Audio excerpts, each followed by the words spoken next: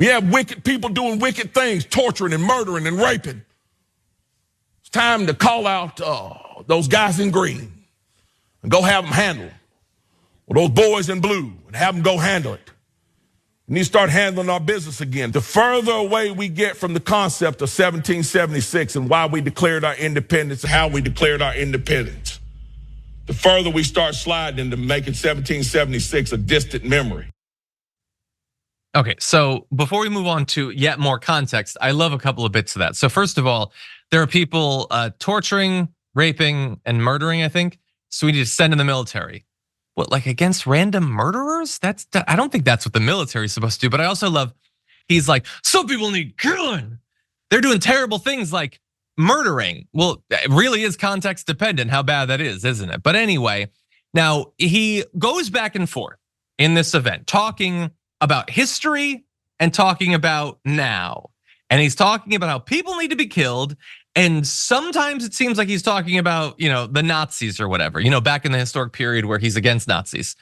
And sometimes he's talking about now. And so some people are a little bit confused about what's what and when's when. Let's go to a little bit more, okay, for some context. When the Japanese bombed Pearl Harbor, what do?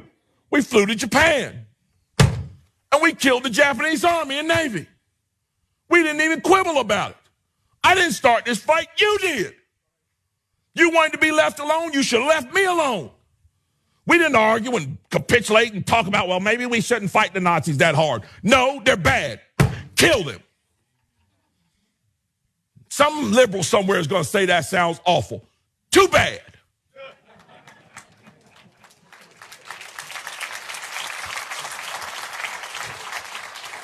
Get mad at me if you want to. Some folks need killing. I love the fantasy land that they live in. When they're like, some lib is gonna be like, no, you shouldn't kill Nazis. What are you talking about, man? Like I love that the only way that they can maintain their political ideology, their feeling of superiority, is to create an absolute straw man on the other side. No. You got that kind of wrong. I think the Nazis of the 40s, the late 30s and the 40s should be defeated. I just also think they should be defeated now. Mark Robinson, what do you think about the Nazis these days? I feel like you don't think they should be even punched in the face, let alone wiped out. But anyway, so look, this is what they do. They say a thing that makes it seem like they're talking about the Nazis, and then they do a thing about how we're capitulating now, and it's all of a sudden it's woke and it's liberal, but also it's Nazis. And the crowd gets to get worked up into a frenzy for blood. And if anybody pushes back, they'll just say, well, I'm talking about this. Yet they're constantly using the language of retribution and blood and war and all of that. So it's just enough cover that you can't get them explicitly, not that it would matter if you did. And they get to have the hyperbolic, bloodthirsty language that they like. But Francesca, what do you think?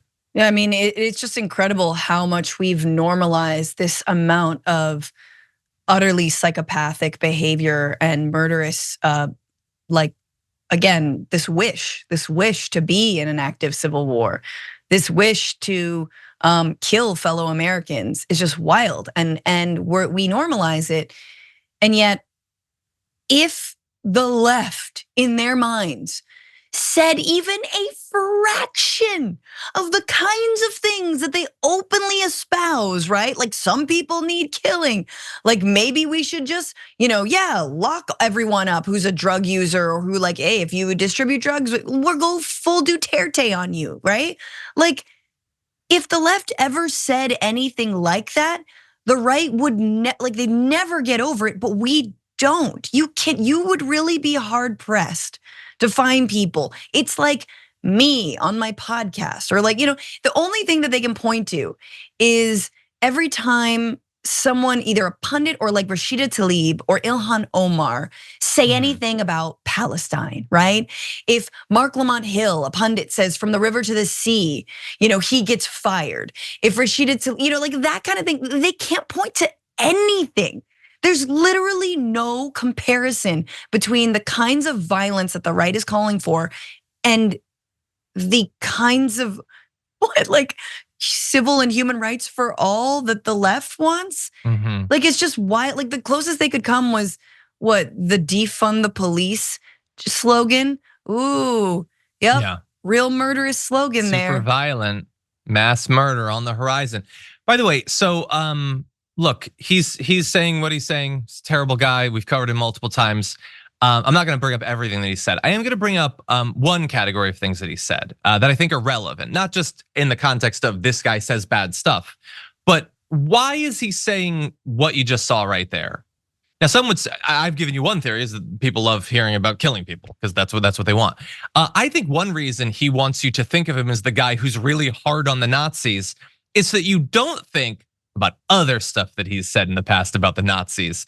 Because he once said in 2018, quote, "This foolishness about Hitler disarming millions of Jews and then marching them off to concentration camps is a bunch of hogwash." Ooh.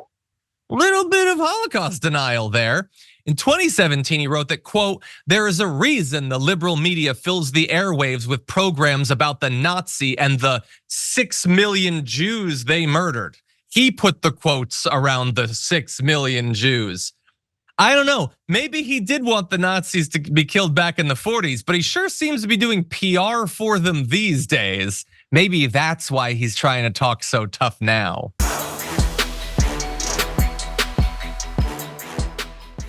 When you click the join button and become a tier 2 member, you get access to all of our weekly top 10 lists. What are you waiting for?